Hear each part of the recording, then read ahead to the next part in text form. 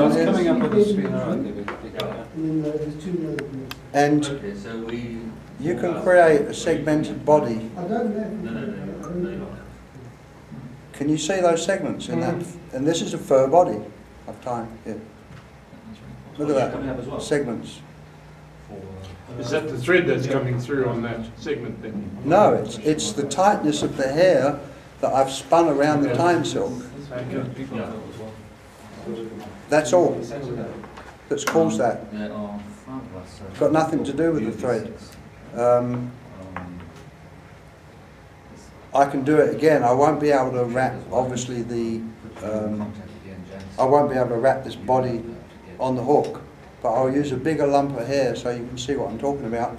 Here's some synthetic poly dubbing. Make a sausage out of it, and you put it on the hook, the end on the hook, and hold it in place.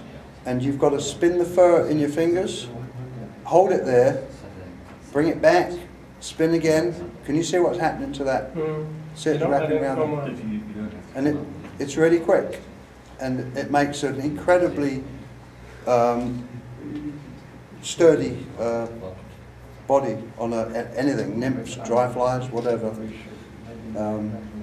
So we've done that.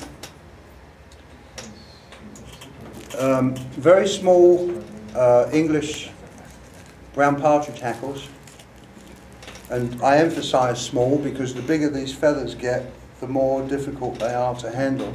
And you can use fly ties, cement. I stole this out of my daughter's makeup cabinet. Out of Tamsin's makeup cabinet. It's clear nail polish, and I am straight. I'm not. And what you do is take one of these guys. I'm sorry, in front of the camera here. Strip the excess off, and just dab a piece on the feather, and stroke it. Keep stroking it, and it will slowly dry and stick together. You end up with a feather that's kind of looking like that. And if you get little gaps, you can, you can unglue it and do that bit again. You end up with a feather looking like that.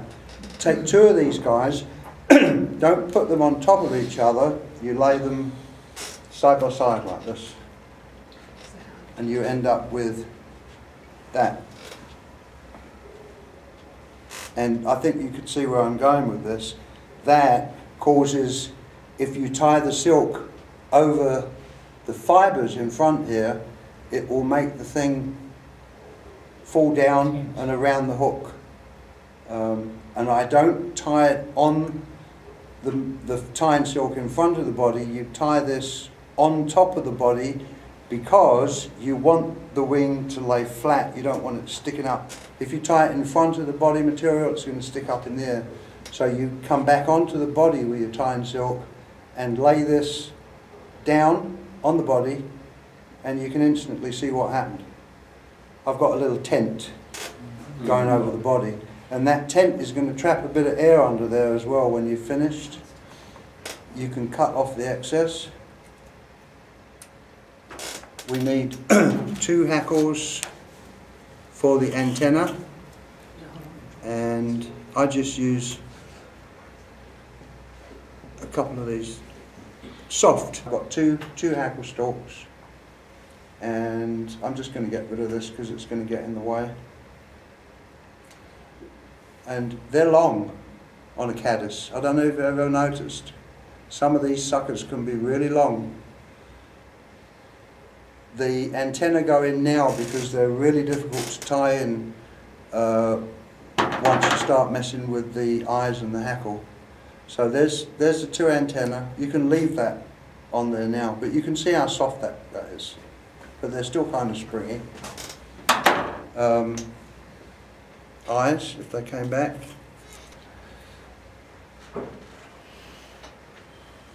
Eyes get put on figure of 8. I don't know if you can see that. a little bit skewed, but I don't think that's important. Straighten that guy up. And I come back to where I tied the wing in originally. Choose a hackle size isn't really that critical on this fly because you're going to whack half of it off anyway once it's finished, because you don't want this fly to sit again upright on the water like this, like a regular dry fly with hackles 360.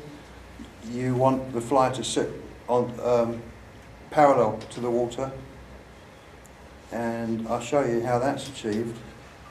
We tie this guy in there, cut that off. Okay, I've tied that hackle in, but I'm going to come back to where I started tying in, leave the silk there, and I wish I had a pair of Jay's new hackle pliers, but I haven't, so I'll have to use my old crappy hackle pliers. Wind the silk, the hackle forwards. There you go. Nice and thick. I'm going to present them to you later, but you can have them. Oh, there you are. I didn't mean that. Got back through. But I can't take this off now. No, you have to use them. Don't be worried about tying too many turns of hackle, because as I say, you're going to chop half of this sucker off anyway.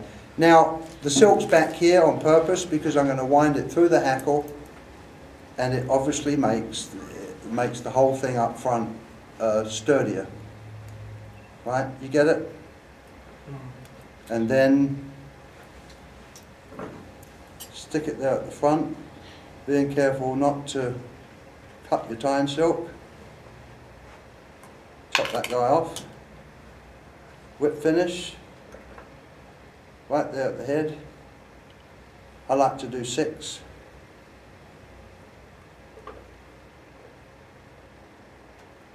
You don't want to smash these things down. You can cut the tying silk off now if you want.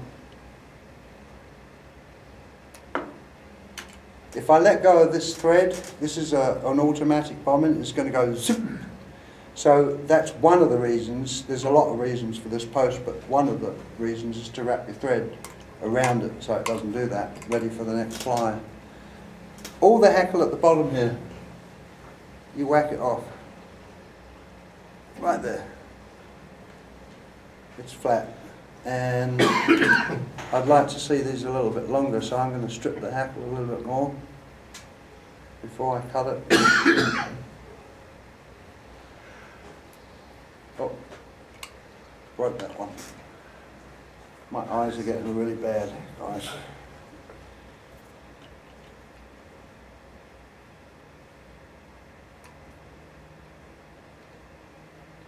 Some of the antennae on these caddis, these adult caddis, are really long.